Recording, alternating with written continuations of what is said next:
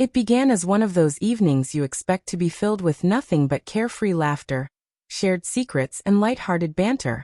The kind of night where you feel safe enough to let your defenses slip, because you're surrounded by people you hold dear. We were gathered at my closest friend's apartment, a cozy group of just 4. The lights were dim, a soft melody hummed in the background, and the air carried the comforting aroma of pizza boxes mingled with inexpensive wine.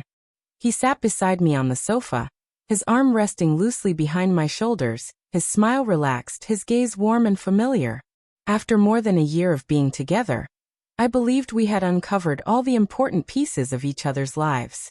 There were fragments of my past I kept tucked away, not out of deceit, but because I thought some stories were better left untouched. That night, however, my understanding of what it meant to keep harmless secrets was about to unravel. The suggestion to play truth or dare didn't come from me. It was my best friend's idea, sparked by a wave of nostalgia for our reckless teenage days. Everyone chuckled and agreed without a second thought.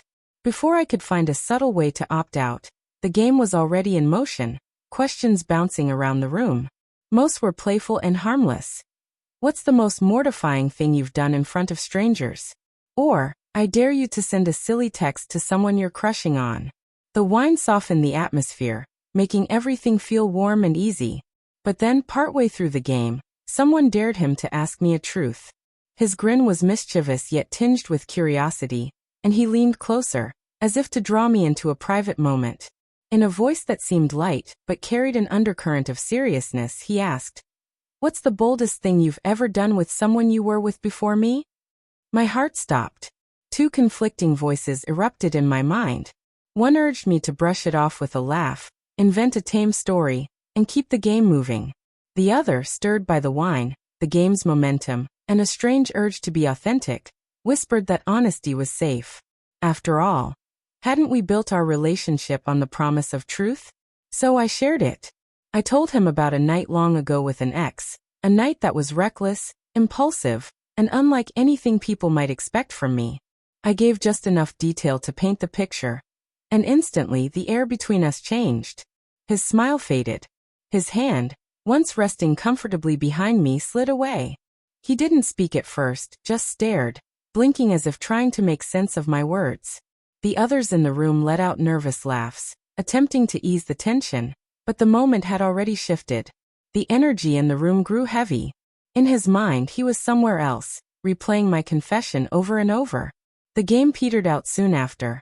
We made excuses to leave, and the walk to his apartment was silent, so quiet I could hear my pulse above the distant hum of traffic. Once inside, he didn't raise his voice or point fingers, but his gaze made me feel like a stranger. He asked why I'd never mentioned it before. I explained that it didn't matter to our relationship, that it was a chapter I'd closed long ago. I reminded him we both had histories before we met, and I'd never held his against him. But he shook his head, saying it wasn't about judging me.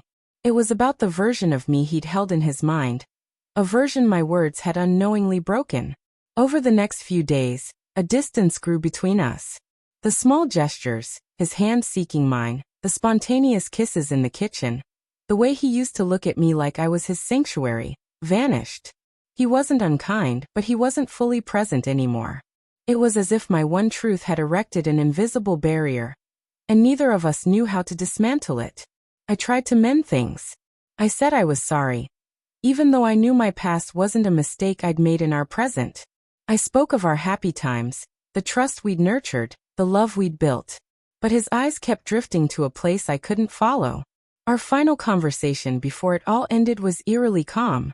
He said he still loved me, but he couldn't erase the mental image of my past, couldn't unhear my words. Then came the words I never saw coming. "I can't stay with you if I keep seeing him when I look at you." And with that, it was over. Not because of anything I'd done in our time together, not because of infidelity, but because of a truth from years ago that should have remained buried. As I walked away that night, I felt an odd sensation. Not anger or regret, but a deep ache in my heart for how delicate love can be when it meets the wrong question at the wrong moment. Sometimes, it's not the secrets that unravel a relationship. It's the truths we think we're ready to hear, until they're spoken aloud.